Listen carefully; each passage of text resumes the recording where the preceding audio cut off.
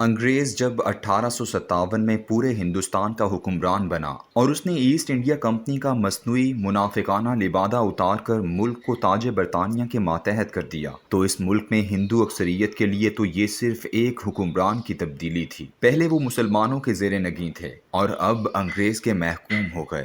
ہندوؤں نے مغلیہ دور میں بغاوت کی ایک انگڑائی 1761 میں لی، لیکن شاہ ولی اللہ کی دعوت پر افغانستان سے آنے والے احمد شاہ ابدالی نے پانی پت میں مرہٹا اور مشترکہ ہندو فوج کو ایک ایسی شکست سے دوچار کیا کہ پھر اگلے 100 سال وہ کمزور ترین مغل بادشاہوں کو بھی بسر و چشم قبول کرتے رہے۔ اس کے بالکل برعکس مسلمان انگریز سے پہلے حکمران بھی تھے اور ان کی تہذیب و ثقافت بھی بالادست تھی۔ انگریزوں نے چونکہ اقتدار مسلمانوں سے حاصل کیا تھا، اس لیے دونوں کے درمیان نفرت اور مغایرت کا ایک ایسا رشتہ قائم ہوا کہ 1857 کی جنگ آزادی خالصتاً مسلمانوں نے ہی لڑی۔ جہاد کا اعلان بھی دلی کی جامع مسجد سے ہوا اور مسلمان ہی تھے جو بے جگری سے لڑے۔ یہی وجہ ہے کہ جنگ جیتنے کے بعد پھانسیاں، جائیدادوں کی ضبطگیاں اور کالے پانی کی سزائیں بھی صرف مسلمانوں کے حصے میں آئیں۔ اگلے 90 سال اس ہندوستان میں مسلمانوں کے لیے بہت سخت تھے۔ ہندوؤں کو انگریز نے اپنا منظور نظر بنایا، راج دربار میں ان کی عزت ہوئی اور وہ عملاً حکمرانوں کے ساتھی بن گئے۔ مسلمانوں کے لیے اب ایک چومکھی لڑائی تھی، عزت و ناموس بچائیں، دین بچائیں یا ذاتی و خاندانی زندگی کا تحفظ کریں۔ بیچارے بٹ گئے۔ دین بچانے والے دیوبند جیسے مدرسوں کے مکین ہو گئے اور سرکار کی نظروں میں معتبر ہونے والوں نے علی گڑھ کی راہ لے لی۔ ہندوستان کی تاریخ میں 1920 کی دہائی بہت اہم دہائی ہے۔ مسلمان خلافت عثمانیہ کی بقا کے لیے پرجوش تحریک چلا رہے تھے اور دوسری جانب انگریز کو یقین آ چکا تھا کہ اب اس کے قدم مضبوط ہو چکے ہیں۔ اسی لیے اس نے پورے ہندوستان میں پہلے جمہوری الیکشن کروائے جس میں ہری سنگھ غور کی ڈیموکریٹک پارٹی نے الیکشن جیت لیا۔ ہندو اس قدر مستحکم ہو گئے کہ اسی دہائی میں برِ صغیر پاک و ہند میں ایک مختلف دو قومی نظریے کی آواز گونجی۔ یہ نظریہ ساورکر اور گولوارکر کے نظریات پر مبنی تھا۔ اس نظریے کے مطابق ہندوستان صرف اور صرف ہندو قوم کا وطن ہے اور یہاں پر جو قدیم نسلیں صدیوں سے آباد ہیں، مگر انہوں نے اسلام قبول کر لیا ہے، انہیں واپس ہندو بنانا ہوگا۔ مگر جو قومیں مسلمان حکمرانوں کے ساتھ آئی تھیں، انہیں یہاں سے دیس نکالا دینا پڑے گا کیونکہ وہ ملیچ یعنی ناپاک ہیں اور ان کے وجود سے یہ دیوتاؤں کی پوتر سرزمین ناپاک ہو چکی ہے۔ اس نظریے کے حصول کے لیے شدھی کی تحریک شروع ہوئی جو لوگوں کو واپس ہندو بنانے پر قائل کرتی تھی۔ اگر کہیں طاقت کی ضرورت پڑتی تو اس کے لیے سنگٹھن کی مسلح ہندو تحریک کا آغاز کیا گیا۔ ان دونوں تنظیموں کے وجود سے راشٹریہ سیوک سنگھ کا قیام 1925 میں ناگپور کے شہر میں عمل میں لایا گیا اور اسی سال ہندوؤں نے ایک مسجد کے سامنے جا کر بینڈ باجے بجا کر قانون کی خلاف ورزی کی اور برصغیر میں پہلے ہندو مسلم فسادات پھوٹ پڑے۔ مسلمانوں کی محرومیاں، انگریز سرکار کی نفرت اور 500 سے زیادہ ہندو راجاؤں کے ظلم و ستم کی وجہ سے ایک وقت ایسا آیا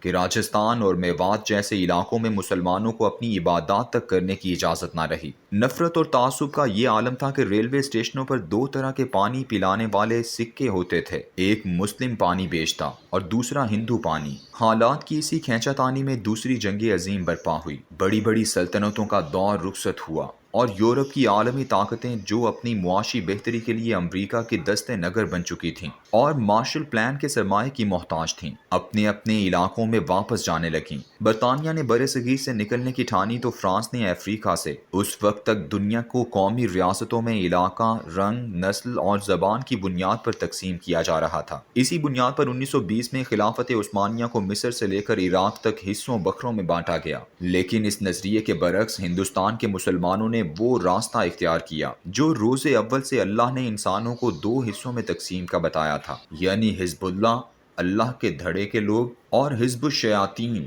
شیطانوں کے دھڑے کے لوگ۔ ہندوستان میں آباد مسلمان بنگال، بہار، یورپی، پنجاب، سندھ اور دکن وغیرہ میں رہتے تھے۔ ان کا لباس مشترک تھا اور نہ ہی کھانا پینا، نہ گیت ایک جیسے تھے اور نہ ہی رسوم، لیکن ان سب نے ایک ایسے خطے کا مطالبہ کر دیا جو صرف مسلمانوں کے لیے ہو۔ ان کروڑوں لوگوں کے دلوں میں ایک ایسے خطے کی آرزو بسی ہوئی تھی جس میں وہ باحیثیت مسلمان اپنے دین کے نفاذ کے لیے آزاد ہوں۔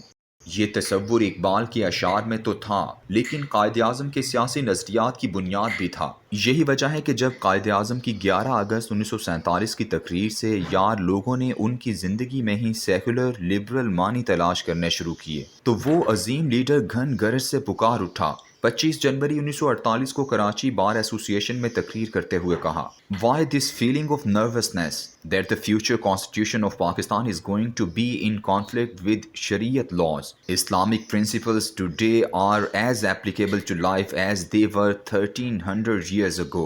तर्जुमा, लोगों को इस बात पर परेशानी क्यों है कि पाकिस्तान का आइंदा का आइन शरीयत के कवानीन से मुतसादिम होगा। इस्लाम के ज़रूरी उसूल आज भी वैसे ही काबिल अमल हैं जैसे 1300 साल पहले थे। कायद आज़म की इस वजाहत के बाद आज तक ये अहद शिकन कौम 11 अगस्त की तकरीर के फरेरे लहराती है और उसमें से सेकुलर नज़रियात के फूल निकालती है। यूं लगता है इन लोगों के नज़दीक कायद आज़म की तबई ज़िंदगी सिर्फ एक दिन थी। सुबह बेदार हुए, 11 अगस्त को तकरीर की और शाम तक दाई अजल को लब्बैक कह गए। जिस अजीम शख्स के नज़रिए की बुनियाद पर एक मुल्क तकसीम हुआ, लाखों इंसान कुर्बान हुए और नज़रिया भी ऐसा कि मुसलमान जो कलेमा पढ़ता है वो और हिंदू एक साथ इकट्ठे नहीं रह सकते। जो कायद पाकिस्तान बनते ही अल्लामा मोहम्मद असद को इस्लामी दस्तूर की तदवीन के लिए एक महकमा कायम करके देता है और उसे रेडियो पाकिस्तान से पाकिस्तान के क़याम के नज़रियाती असास पर तकरीरें करने के लिए कहता है और उसके साथ मौलाना अबुल आला मौदूदी को रेडियो से इस्लामी निज़ाम हयात को बयान करने की इजाज़त देता है। ऐसा शख्स कैसे सेकुलर हो सकता है? एक दूसरी दलील ये भी दी जाती है कि कायद आज़म सर से पाँव तक मलबूस के एतबार से मगरिब ज़दा थे। उनको कायद आज़म की ज़िंदगी की आखिरी तकरीर नज़र नहीं आती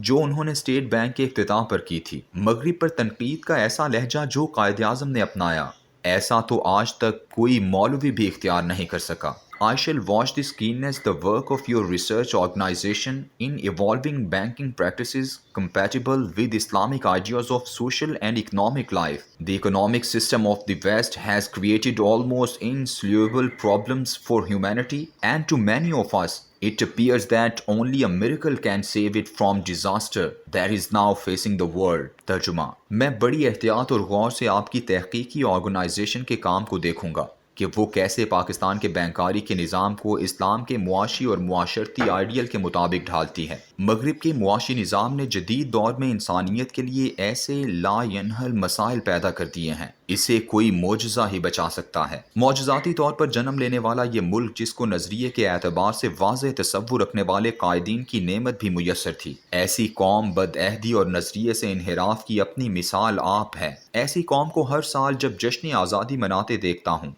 तो दिल खौफ से कांप उठता है कि कहीं किसी वक्त ये अल्लाह के गज़ब का शिकार ना हो जाए।